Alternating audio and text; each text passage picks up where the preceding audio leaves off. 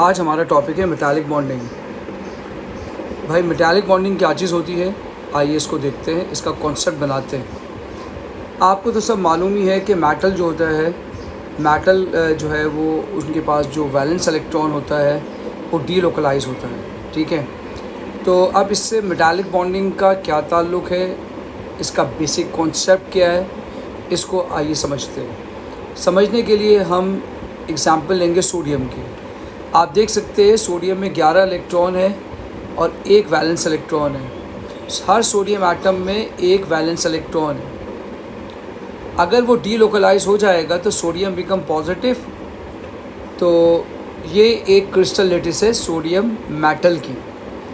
कुछ इस तरह का सोडियम नज़र आता है जिसके अंदर 11 इलेक्ट्रॉन और 11 प्रोटॉन है। आइए हम मेटालिक बॉन्डिंग को समझने के लिए टोटल 8 एटम्स देखते हैं सोडियम के। यहाँ मैंने 7 सोडियम एटम लाइन से बनाए और ये आपका 8th सोडियम मेटल एटम है, राइट। अगर पहला सोडियम एटम अपना वैलेंस इलेक्ट्रॉन इस सोडियम मेटल को दे देता है तो ये बन जाएगा सोडियम आयन। ये बन जाएगा आपके पास सोडियम आयन अपना एक डीलोकलाइज इलेक्ट्रॉन देने से। इसी तरह से दूसरा एटम भी अपना डीलोकलाइज इलेक्ट्रॉन इसको दे दे तो ये भी बन जाएगा सोडियम आयन और डीलोकलाइज इलेक्ट्रॉन दूसरे एटम के पास चले गया। इसी तरह से ये इलेक्ट्रॉन भी इसके पास आया।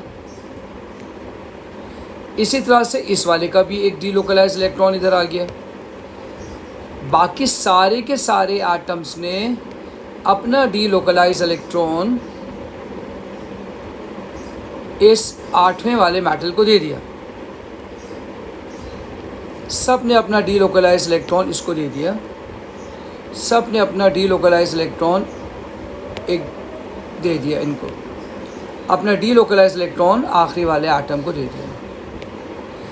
इस तरीके से आपके पास ये सारे के सारे आयन बन गए और जो जिस एटम के पास सबने इलेक्ट्रॉन दिए उसकी शक्ल ऐसी हो गई। ये सारे के सारे कैटायन बन गए और ये एटम सबसे इलेक्ट्रॉन लेके कुछ इस तरह की शक्ल बना लेता है।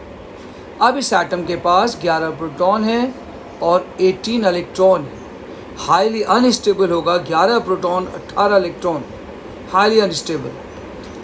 तो अब क्या करेगा, ये कहेगा इन बाकी तमाम 7 से कि भाई मैंने तो ये सारे इलेक्ट्रॉन तुम सबसे ले लिए, अब मेरी बारी ख़त्म, अब कोई दूसरा ये बोझ उठाए।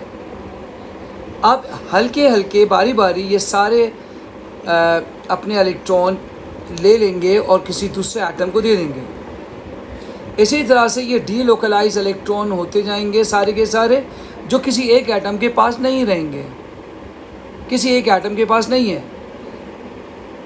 इसी को कहते हैं मेटालिक बॉन्डिंग।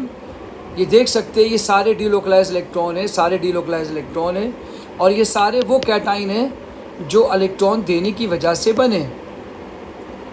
यही कॉन्सेप्ट है मेटालिक बॉन्डिंग और डीलोकलाइज इलेक्ट्रॉन का।